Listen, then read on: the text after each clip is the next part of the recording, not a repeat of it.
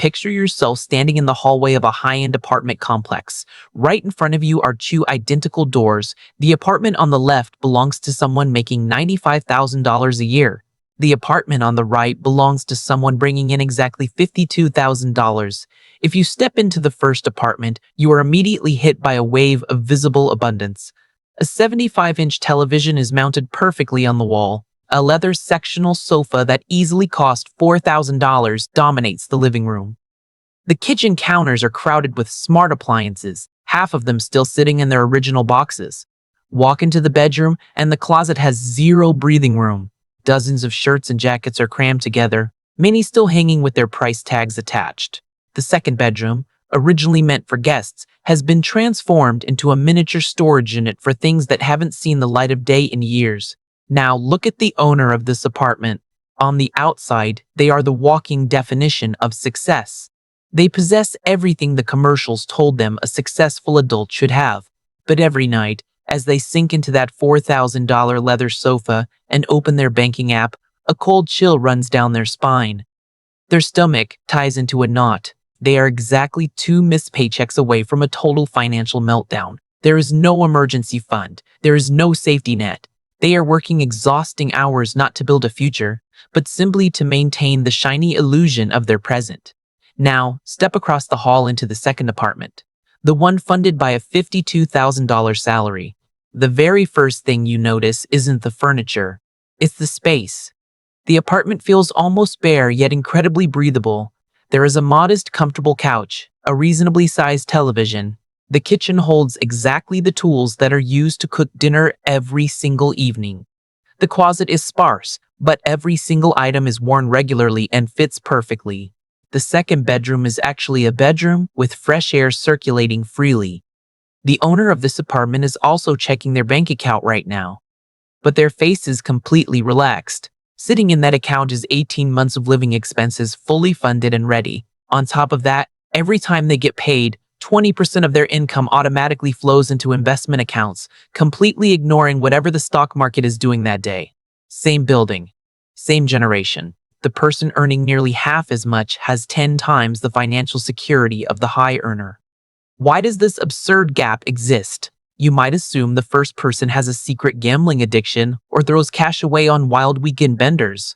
But they don't. They haven't done anything inherently wrong by modern society standards. They aren't drowning in credit card debt from casinos. They have simply fallen into an invisible trap that 90% of us are currently stuck in. The trap of judging an object's cost by the number printed on the receipt, instead of the true cost of keeping it alive in your world.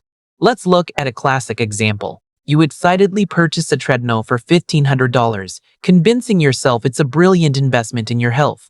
But you forgot to calculate one crucial metric: space. That treadmill occupies roughly 20 square feet of your apartment. In almost any major city, living space is expensive.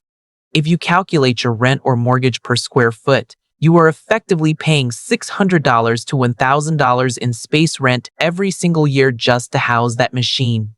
A machine that, after the first few weeks of motivation fade, is likely serving as the world's most expensive clothing rack. You didn't just buy a treadmill, you invited it to live with you, and you are secretly paying its rent every single month. This rule applies to everything.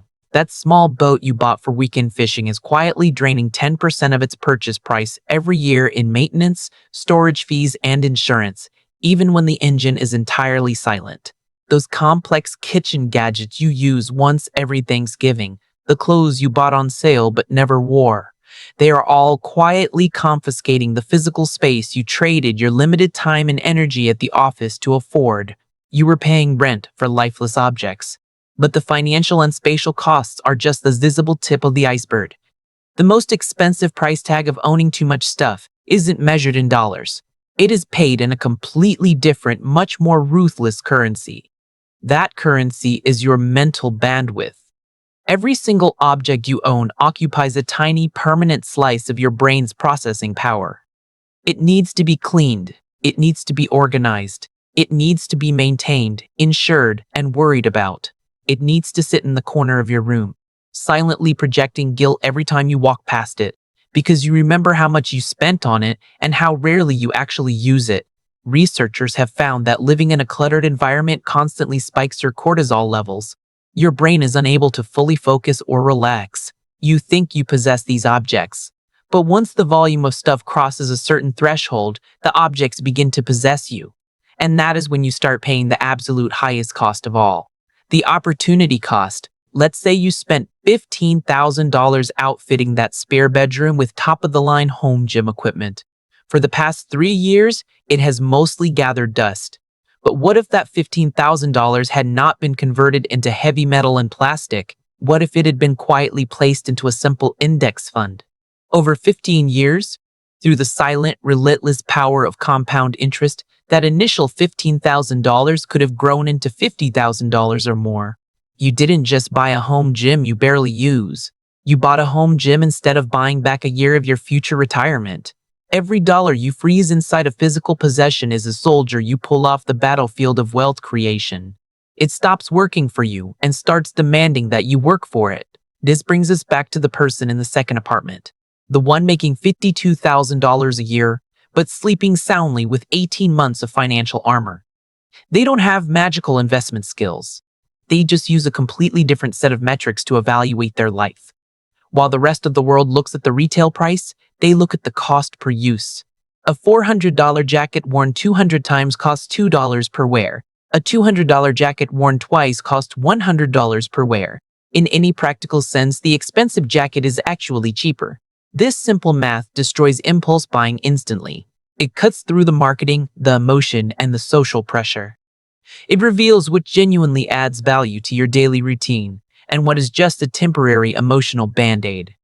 They also ruthlessly apply the replacement test to their environment. Walk through your home right now and look at your belongings. Ask yourself one brutally honest question. If all of this disappeared tomorrow, would I actually spend my hard-earned cash to buy it again? Would you repurchase the dusty bread maker? The clothes from 3 years ago that no longer fit your lifestyle? For the vast majority of items in your home, the answer is a definitive no. They only exist in your life through inertia, not intention. They are remnants of past hobbies, impulse buys, or social obligations you felt too guilty to throw away. When you finally start removing the things that build us test, you don't feel empty. You feel an overwhelming sense of relief. Rooms physically feel larger, decisions become simpler, cleaning takes half the time. Because you have finally figured out the true definition of wealth. The world measures wealth by accumulation. Houses, cars, designer labels, visible markers of status. But the quietly wealthy measure wealth by optionality. If you do not define what enough looks like before your salary increases, you are signing up for a race with no finish line. The person making $300,000 a year can be just as panicked and financially trapped as the person making $80,000, simply because their lifestyle expanded the exact moment their paycheck did. But when you define your enough, everything changes. When your income goes up, you don't upgrade the couch. You don't buy a newer car to impress people you don't even like. You buy choices, the ability to walk away from a toxic job that is destroying your mental health. The ability to take 6 months off to care for a sick parent. The ability to start a business, or simply the ability to sleep soundly on a Tuesday night without worrying about Friday's paycheck. The space in that second apartment isn't empty because the owner is poor or depriving themselves of joy. It is empty because they consciously chose to fill their life with freedom instead of furniture. The choice is yours. You can either own your possessions, or you can let your possessions own you. The math strongly favors the first option, and so does your peace of mind.